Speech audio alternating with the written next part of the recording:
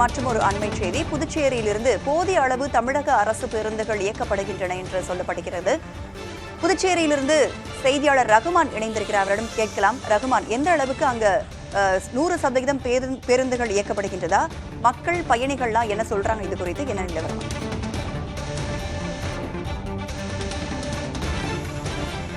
அதான் புதுச்சேரியை பொறுத்தவரை புதுச்சேரியில் இருக்கக்கூடிய தமிழக அரசு பேருந்து பணிமனையில் கிட்டத்தட்ட 55 பேருந்துகள் இருக்கின்றன. அவை இன்று காலை முதல் இயக்கப்படவில்லை. மேலும் பேருந்து அந்த பணிமனையில் இருக்கக்கூடிய அந்த ஊழியர்கள் தொடர்ந்து ஆர்ப்பாட்டத்திலும் போராட்டத்திலும் ஈடுபட்டு வருகின்றார்கள். இந்த நிலையிலே புதுச்சேரியில் இருக்கக்கூடிய பேருந்து நிலையத்தை பொறுத்தவரை இங்கு வரக்கூடிய பயணிகள் அனைவருமே பெரும்பாலும் புதுச்சேரி அரசு போக்குவரத்து கழகம் மற்றும் தனியார் போக்குவரத்து கழகத்தை கொண்டு அதிக அளவுக்கு அவர்களுடைய அந்த சேவை என்பது பூர்த்தி செய்யப்பட்டிருக்கின்றன.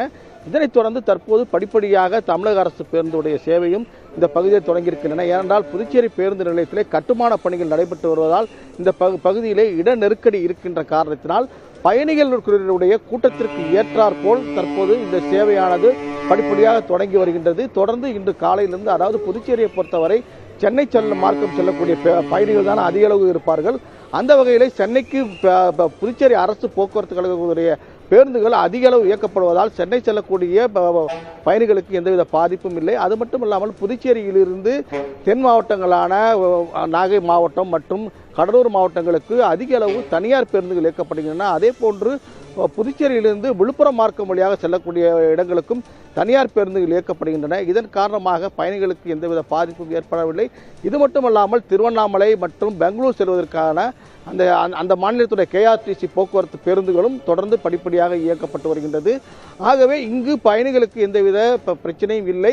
ஆகவே பயணிகளுக்கு கூட்டம் அதிகம் வந்தால் உடனடியாக தமிழக அரசு பேருந்தை வந்து இங்கு அவர்களை கொண்டு செல்வதற்கான ஏற்பாடு நடைபெற்று வருகின்றது. தொடர்ந்து அதே போன்றுதான் கூட்டம் அதிகரித்தவுடன் உடனடியாக பேருந்து வருகின்றது, அவர்களை உடனடியாக அழைத்துச் செல்கின்றார்கள். தொடர்ந்து பார்க்கலாம், இந்த பகுதியிலே தமிழக அரசு பேருந்தும் நிற்கின்றது, தனியார் பேருந்தும் இருக்கின்றது, அதே போன்று புதுச்சேரி அரசு பேருந்தும் இருக்கின்றது.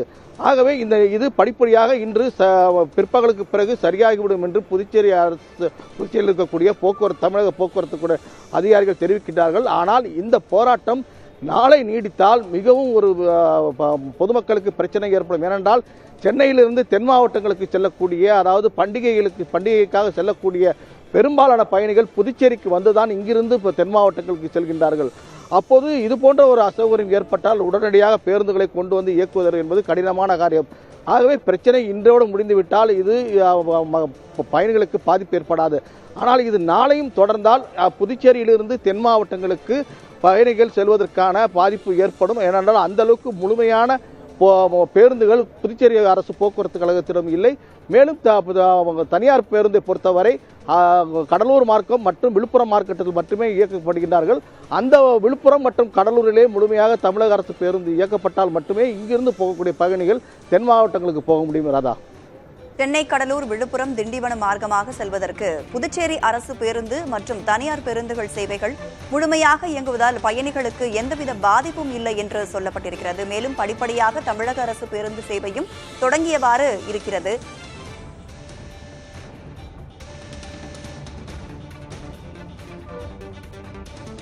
தமிழக அரசு போக்குவரத்து பணிமனையில் போலீசாரும் பாதுகாப்பு பணியில் ஈடுபட்டிருக்கிறார்கள். களத்திலிருந்து பல்வேறு தகவல்களை வழங்கியமைக்கு நன்றி ரகுமான்.